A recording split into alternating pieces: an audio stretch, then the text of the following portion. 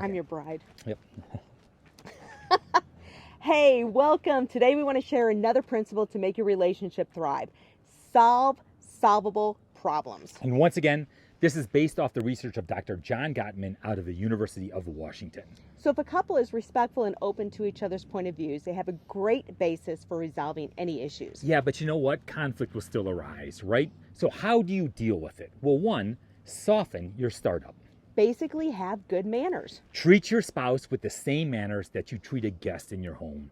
I mean, if a guest spilled wine on your carpet, you wouldn't blow up and say, "What an idiot. I can't believe you constantly mess up." No, you would still treat them with honor and respect. You know, research tells us that only 40% of the time do couples divorce because they have frequent or devastating fights.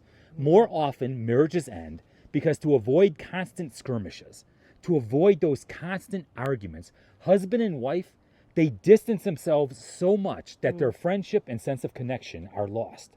So be gentle with each other to come up with a solution. A soft startup does not have criticism. It does not have contempt. An example could be, "Hey, I know I'm a slob at sometimes, but last night it really upset me when you walked past that laundry basket. And this morning I had to finish the laundry." Now, first of all, I would never do that. You want it. But you know what? That's a soft startup because it's a direct complaint rather than a criticism or a contemptuous accusation. So softening a startup is critical to resolving conflict. Once again, research shows that discussions invariably end on the same note they start. In other words, if you start up harshly, it's not going to end well. But if you use a softened startup, meaning you complain, but you don't criticize or otherwise attack, the discussion is likely to be productive. Although either spouse can be responsible for a harsh startup, the vast majority of time the culprit is the wife. That's because the wife is far more likely to bring up difficult issues because she wants resolution. Husbands, in all honesty, stereotypically, we're more likely to try to distance ourselves from hard-to-face conversations. You see, we just don't deal with relationship stress well. And so we just kind of shut down. We get emotionally flooded, and then we try to avoid the conflict. So a harsh startup is often the reaction that sets in when a wife feels that her husband does not respond to her low-level complaints and irritability. So comply with minor requests like, "It's your turn to take out the garbage, please." Yeah, if you comply with it, you're going to avoid the situation escalating into, "What's wrong with you? I mean, are you deaf? Take out the garbage." Not good. Expletives deleted, obviously. So if you go straight for the jugular, you're going to get plenty of blood drawn. The result will be war or retreat rather than productive and meaningful discussions. So if you're upset, I mean, take a deep breath, pause for a moment, and think about how to broach the subject before simply jumping in. So remind yourself, if you're going to be gentle, you'll actually resolve the conflict. So here's some advice. Number one, complain, don't blame. Make statements like "I" instead of "you."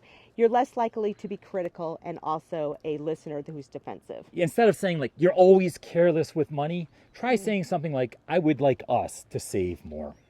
So your words should be focused on the how you are feeling rather than accusing your spouse, and discussions will be more stressful. Number two, describe what's happening, don't judge. Instead of "you never watched the baby," maybe use something like, "Hey, I feel like I'm the only one chasing after Jennifer today." Number three, be clear. Don't expect them to be a mind reader. Oh, this is a biggie. Don't assume. My friends, never assume you know what your spouse is thinking. Research tells us, once again, over 90% of the time, we're wrong. Number four, be polite. Use words like "thank you" and "please." Yeah, it sounds simple, doesn't it? I mean, be appreciative. If they handled it better in the past, then couch your request with an appreciation for what they did correct in the past. Instead of "you never spend time with me anymore," instead change it to "remember how we used to go out every weekend? I love spending time with you. Let's do it again." And lastly, don't store things up. It will only escalate and get worse in your mind. Address it immediately. My friends, a soft startup, man, it pays off in dividends. Hey, you have a great day and God bless.